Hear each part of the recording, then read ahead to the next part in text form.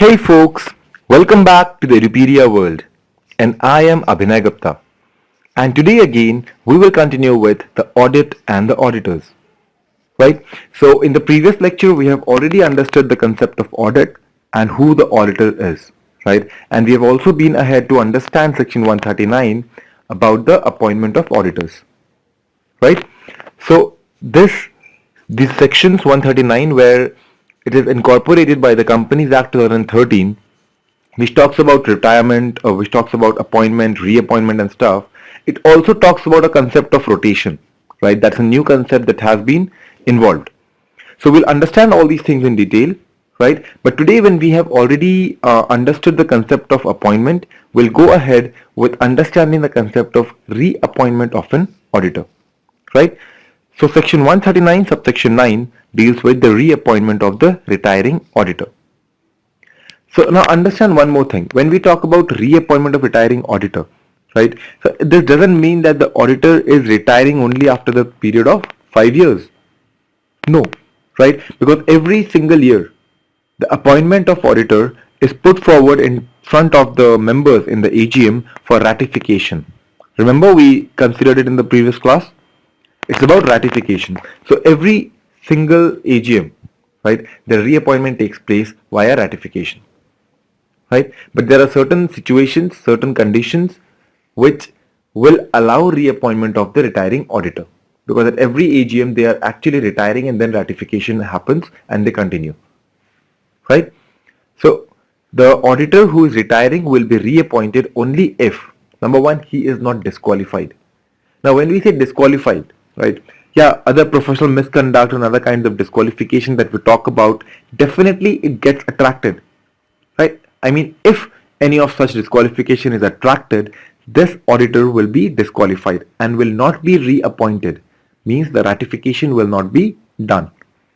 But understand one more thing, right? Where you have to understand for case study purpose for your examination is that what happens after the tenure of 5 years is completed, right? So tenure of 5 years is completed and now no auditor is appointed in the AGM. Will the previous auditor be reappointed? The answer is no, right? Why? Just because this rotation term, the condition of rotation that has come in, that is an auditor will continue, an individual auditor will continue for only one term and the term is for the period of 5 years and then goes for a cooling period of next 5 years, right? So basically after 5 years they're disqualified to be an auditor. They have to be in a cooling period of 5 years. So over there again the disqualification attracts to them, and if they are disqualified they cannot be reappointed, right? So in that case they will have to appoint some other auditor. Okay, next, if they have not given any notice of unwillingness. So consider a situation where auditor or the audit firm A, right, gets into an audit of a company, but then during the year they have given before the AGM a notice to the company that we are unwilling to continue with your audit. So if they are unwilling, whatever be the circumstance, they cannot be reappointed. Because they themselves say we don't want to be. Right? You cannot force them to stay, right? So if they are unwilling and they have served a notice for the same, they cannot be reappointed. If they are, that is not allowed. Right? Then no SR passed for other appointment. That means if the company or the members, they have already passed a special resolution. Understand, it's not a general resolution because it is not a general scenario, right? It is a very specific case and something that doesn't occur very frequently and something that will take place only in terms of something serious happening. So if the company, the members, they have decided that they'll remove this auditor, what will they do is they will pass a special resolution appointing some other person as an auditor. Means no ratification occurred and some other person is appointed, means the office is not even vacant. So this individual or the firm, right, will not be reappointed as an auditor. So the point? So there are basically three criteria. One, the firm or the individual should not be disqualified. Second, they should not have been served a notice of unwillingness to the company. And third, there is no special resolution passed for some other auditor's appointment, right? Then, if no auditor is appointed, existing auditor shall continue. Yes, that is a provision. So if there is no ratification, There's nothing happening, but if we understand the scenario, the company has not even appointed any other auditor up to the conclusion of the AGM, then by default, the auditor who was supposed to continue will continue unless and until they are disqualified. Right? So if no auditor is appointed ever in the AGM, the retiring auditor will continue with the audit. But understand, this period of 5 years is the limit, right? After that, they'll not continue because then the disqualification gets attracted. Clear with that fact? Okay. So we move on to the next section. The next section is section 139 subsection 2 and 139 subsection 4, right? Now we get into the concept of rotation of auditors, right? And this is a new concept in your Companies Act 2013 that did not exist in your Companies Act 1956, right?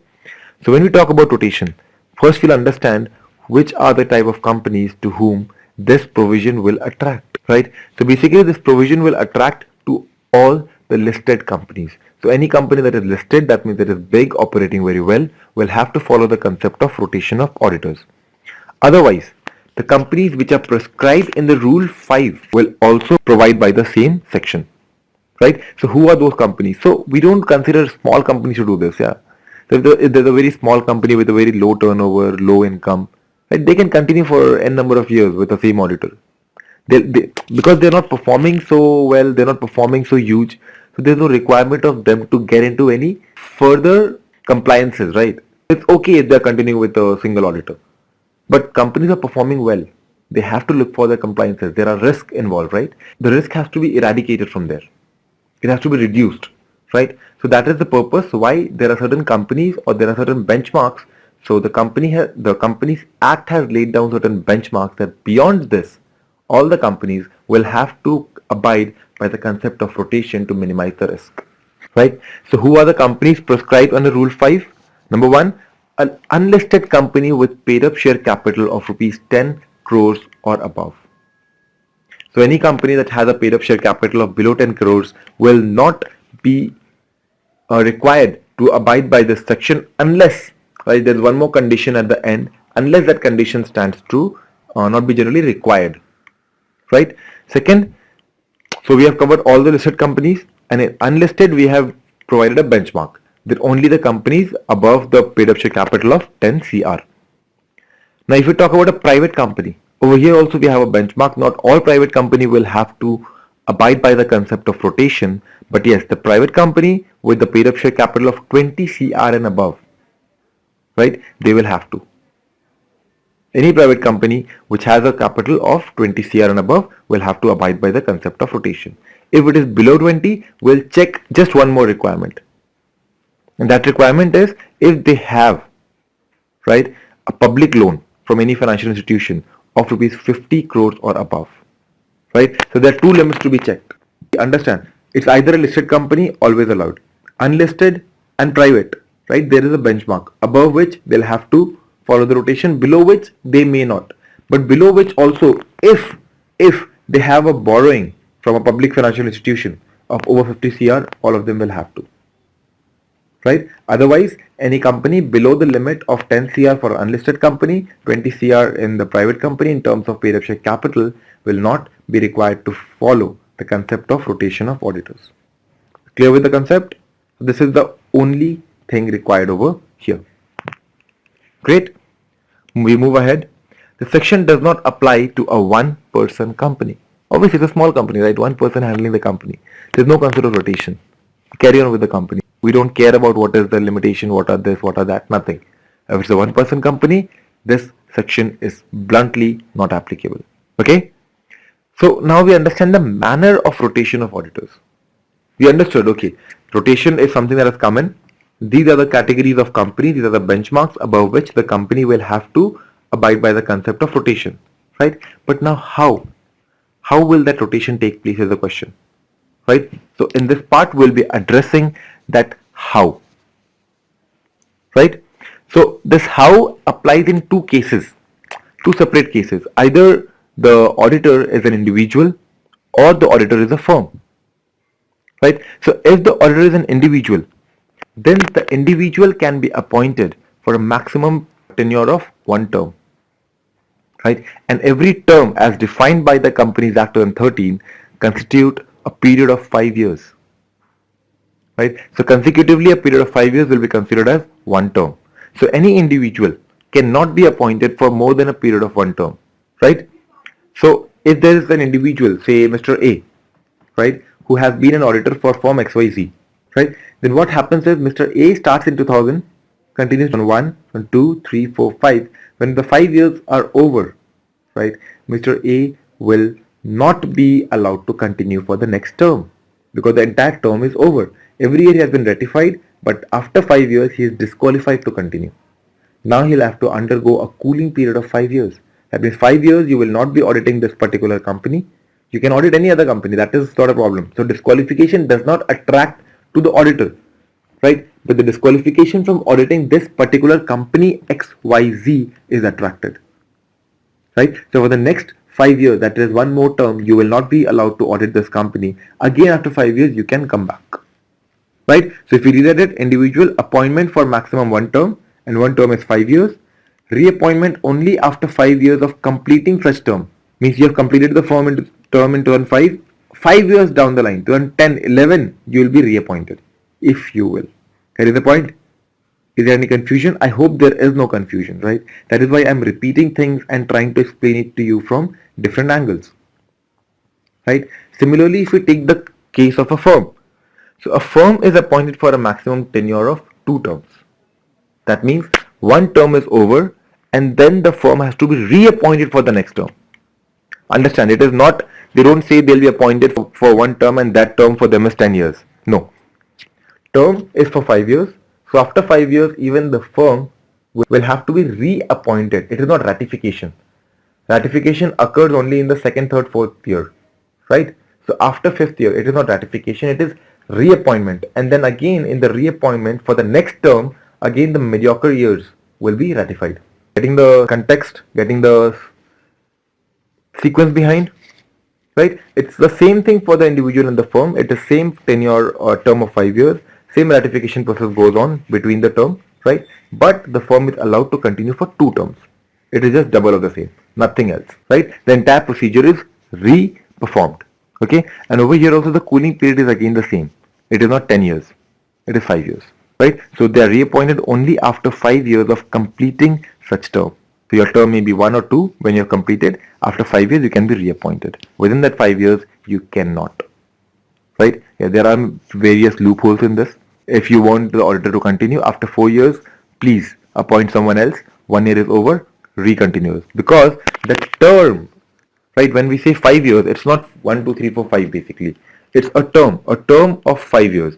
So right, only after the term is over is when that auditor will be disqualified. If the term is not over, the auditor is not disqualified. But there is no cooling period attracted to it, right?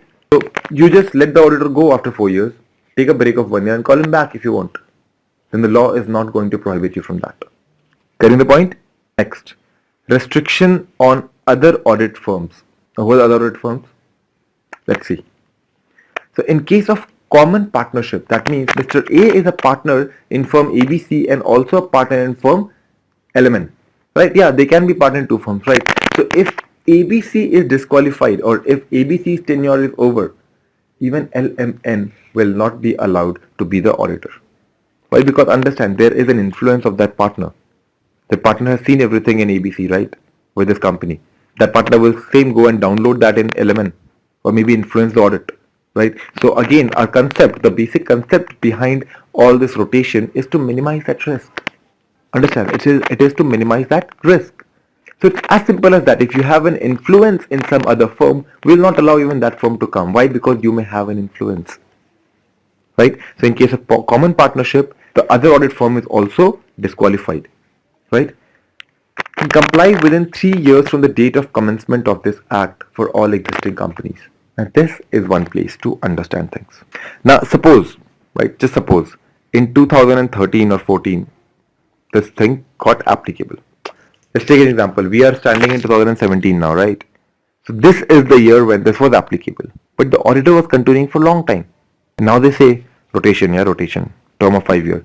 But now what you check is your auditor has already completed 6 years. Now what to do? Immediately retire and immediately discontinue with the auditor? No. Right? There is, when this act was applicable, there was given a 3 years buffer time. So I don't know what has happened in the past. For 10 years, 20 years, 50 years, 5 years, whatever term the auditor has continued. The question is, for the next 3 years they can. So if they have already continued for 5 years, they can continue for next 3 years, that means 8 years, and then take that break. If they have continued for 1 year, right? So understand, comply within 3 years from the date of commencement of this act. So you have 3 years time to comply. You can comply before also. Yeah, if you want, you can change in the first year itself. But still 3 years is there with you. You can take that 3 year with the same auditor. Right? But when we say comply within 3 years, now understand you just appointed an auditor in the previous year. 1 year is over. In next 3 years only 4 years are over. But you have to comply, right? So only 4 years are over. You're still complying. Keep him for the 5 years and then retire. And then rotate. So if in 2016 or 17 you have complied with this, or this is applicable to you, hypothetical, right? Example. Then 3 years, that is 18, 19 and 20. 2020, you can continue. But if the auditor was appointed in 16, let the 5 years be completed, right? So 2021 you can do. Because anyways you're complying with it in 3 years. What does complying mean? Complying means after 5 years change. But the 5 years is not over in the next 3 years, right? So you need not change in next 3 years. You may change after 4 years. But if the 5 years are already over or will be over in 1 or 2 years, you can still stretch till 3 years. That means in that case it can be 6, 7, 8 years. 9, 10, 11 years, whatever it is. Right? The maximum either within this 3 year or maximum in next 4 years. It has to rotate. Getting the point? Next, removal and resignation. So the company can remove the auditor before the expiry of the term. So when the provision says that they are taken for a term of 1 year, for one term, doesn't mean that for 5 years they have to be there. Right? The members are ratified. So the members want to remove the auditor. Okay, I'm not satisfied with the auditor. There's some problem going on with the auditor. I want someone else as an auditor. Member are free to do so. So anywhere that section of rotation or appointment, reappointment, they don't restrict the member from removing the auditor. Right? It's not a compulsion for 5 years you have to keep. But it's a compulsion you cannot keep more than 5 years. You can let the auditor go in just 2 years, in 1 year. Right? And appoint someone else. That is at the discretion of the company, at the discretion of the members. Right? And similarly, it's the discretion of the auditor, whether they want to continue or not. So even the auditor, if they don't want to continue, can resign even before the expiry of the term. Right? And the term is 5 years. Correct? So the term is always 5 years, whether it be individual, whether it be firm. And this is a limit that, okay, after 5 years you will rotate. But doesn't mean that before 5 years you cannot do anything. You can do everything. Everything is okay. It is just one single, understand, it is just one single provision added that after the term, please rotate. Rest everything remains same. Rest everything remains same. Before the term also you can. What you were doing you can do. But after the term, please, one more thing. Right, rotate. That is the only requirement of the Companies Act 2013, Section 139. Got it? So are you clear with the entire thing that we have gone through? So if I refer back, so what all things have we seen today is Section 139, reappointment, right? Not disqualified, no notice, no SR. Then we have seen 139, 2 and 3 about rotation. So we have seen, right, to whom it is applicable, what are the benchmarks for unlisted and private company. And again, we'll also have to check the 50 crores of borrowing, right? Not applicable to one person company. Manner of rotation of auditor for individual and firm. For individual 1 term, firm 2 term. That is all you need to remember, right? Restriction on the audit firm, common partnership, sorry, you had an influence here, you can have an influence here, we won't allow you. पहले से चलता आ रहा है, right? Things are going on since the early times. So now you have 3 years time to comply, okay? And if you want to remove, you can remove. If the auditor wants to go, he can go. There is no restriction in any of those things, right? So I hope this topic is clear with you, right? So in the next lecture, we'll take up some more, 1 or 2 more topics that are remaining, right, in this section 139, and we'll take up 1 or 2 case studies as well, right? And then we'll move on to the next section. Okay. So until that next lecture, this is Abhinay Gupta signing off. Thank you and bye-bye. I'll see you guys back in the next lecture.